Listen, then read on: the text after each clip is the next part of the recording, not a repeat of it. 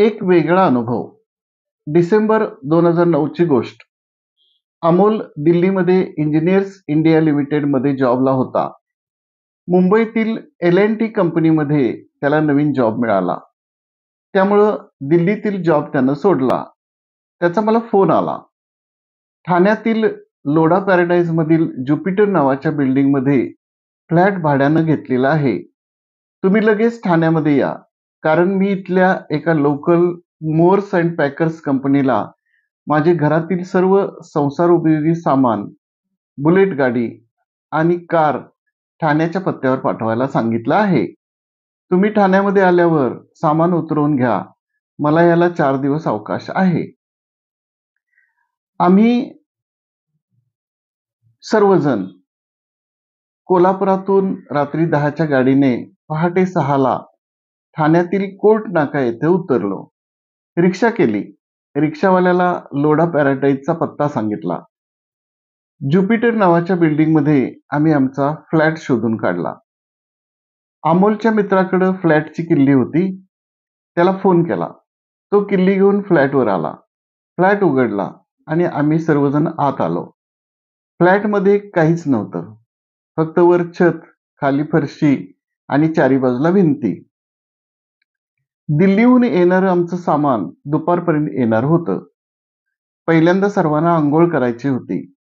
आंघोळीसाठी लागणारी बादली, तांब्या, साबण वगैरे काहीच नव्हतं. त्यामुळं नळालाच डायरेक्ट आंघोळ केली. पिल्लीनं पाणी प्यायला मागितलं. तेव्हा तिला सांगितलं, आपल्याकडे पेला वगैरे काहीच नाही. डायरेक्ट नळाला तोंड लावून पाणी पी. चहा पाहिजे होता, स्नेहा म्हणाली. तसा सर्वांना चहा पाहिजे होता, परंतु भांडी, गॅस वगैरे काहीच नसल्यामुळं आम्ही चहा पण करू शकत नव्हतो. मी लिफ्टनं खाली आलो आणि जवळपासचं एक कॅन्टीन शोधून काढलं. पुन्हा वर आलो. सर्वांना घेऊन कॅन्टीनमध्ये आलो. तेथे नाश्त्याचे पदार्थ होते. सर्वांनी नाश्ता केला आणि पुन्हा फ्लॅटमध्ये आलो आणि त्या मोअर्स अँड पॅकर्स वाल्याची वाट बघत बसलो, कारण फ्लॅटमध्ये बसायला सुद्धा काहीच नव्हतं. शेवटी आम्ही फरशीवरच मांडी घालून बसलो. हळूहळू जेवणाची वेळ होत आली. तसा मी परत खाली गेलो. कॅन्टीनमध्ये जेवणाची व्यवस्था होते काय हे पाहायला गेलो. त्यांनी जेवण देतो म्हणून सांगितलं. सर्वांना घेऊन खाली आलो. जेवण करून पुन्हा वरती फ्लॅटमध्ये आलो. बसून बसून कंटाळा आला. झोपायचं म्हटलं तर अंथरूण पांघरून काहीच नव्हतं. शेवटी उघड्या फरशीवरच झोपलो. संध्याकाळपर्यंत सामान काही आलं नाही. तेव्हा कॅन्टीनमध्ये जेवणाचा प्रश्न सुटेल, पण झोपायचं काय करायचं असा विचार करून शेवटी बाजारात जाऊन स्टार बाजारमधून 2 मोठ्या सतरंज्या विकत आणल्या. कॅन्टीनमध्ये जेवण करून आलो. सतरंज्या अंथरल्या. त्यावर सर्वजण झोपलो. डिसेंबर महिना, थंडीचे दिवस, थंडी वाजायला लागली. तसं अंगावर पांघरून काय घ्यायचं हा प्रश्न पडला. शेवटी बॅगेतील अपर्णाच्या व अमिताच्या साड्या काढल्या. त्या साड्या सर्वांनी पांघरून म्हणून अंगावर घेतल्या. असे 4 दिवस काढले. 4 दिवसात आपल्याला घरामध्ये किती सामान लागतं, ते नसलं तर काय हाल होतं हे चांगलंच समजलं. 4 दिवसानंतर अमोल व रेवती दिल्लीहून ठाण्याला आले. त्यांनी सामान आलेलं नाही आणि बिनसामानाचं 4 दिवस आम्ही फ्लॅटमध्ये राहतोय हे ऐकून त्यांनी आश्चर्य व्यक्त केलं. 5व्या दिवशी सामानाची लॉरी ज्युपिटरच्या दारात आली. सामान यायला इतके दिवस का लागले असं त्याला विचारलं तर तो म्हणाला, गाडी नाक्यावर अडवली होती. तुमच्या सामाना व्यतिरिक्त आम्ही जादा सामान भरलं होतं. त्याची पावती आमच्याकडे नव्हती, त्यामुळं आम्हाला अडवून धरलं होतं. सामान उतरताना आमच्या लक्षात आलं की आमची बुलेट मोटरसायकल सामानामध्ये नाही. बुलेट कुठं आहे? अमोलनं ड्रायव्हरला विचारलं. गाडीमध्ये जागा नव्हती, त्यामुळे बुलेट आणली नाही. नंतर आणतो, ड्रायव्हर म्हणाला. बुलेट घेऊन या, मगच आम्ही सामानाचा चार्ज घेऊ, अमोल म्हणाला आणि त्याने ड्रायव्हरला परत पाठवलं. आम्हाला वाटलं तो बुलेट घेऊन लगेच परत येईल, पण तो गेला तो परत आलाच नाही.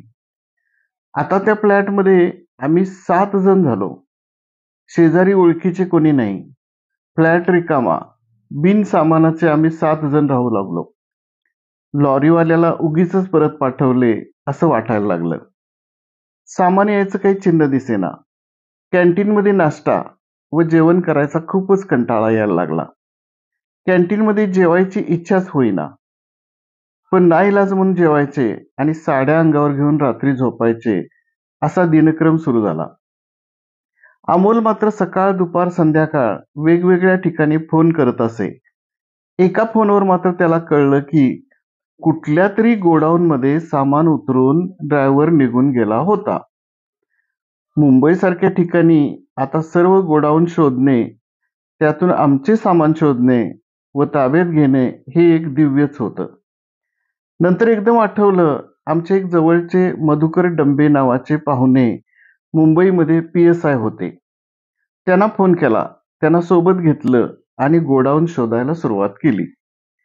शोधाशोध करून संध्याकाळच्या दरम्यान भिवंडीच्या एका गोडाऊनमध्ये आमचं सामान मिळालं. आमच्यासोबत पोलीस अधिकारी असल्यामुळं सामान ताब्यात घ्यायला काहीच अडचण भासली नाही. एक भाड्याची लॉरी ठरवून सामान घरी आणलं. 9 दिवसांनी आमचं सामान आम्हाला ताब्यात मिळालं. सर्वांना खूप आनंद झाला. 7ही जणांनी सर्व सामान लावायला सुरुवात केली. बाथरूम, संडास, हॉल, किचन, बेडरूम सर्वत्र सामान व्यवस्थित लावलं. खाली जाऊन दूध आणलं, गॅस पेटवला, प्रथम चहा केला व नंतर हळूहळू जेवणाकडे वळलो. जेवण झाले. घरचे जेवण ते जेवणच. जेवणानंतर TV बघत स्वतःच्या अंथरूण पांघरुणात मस्त झोपून गेलो. धन्यवाद.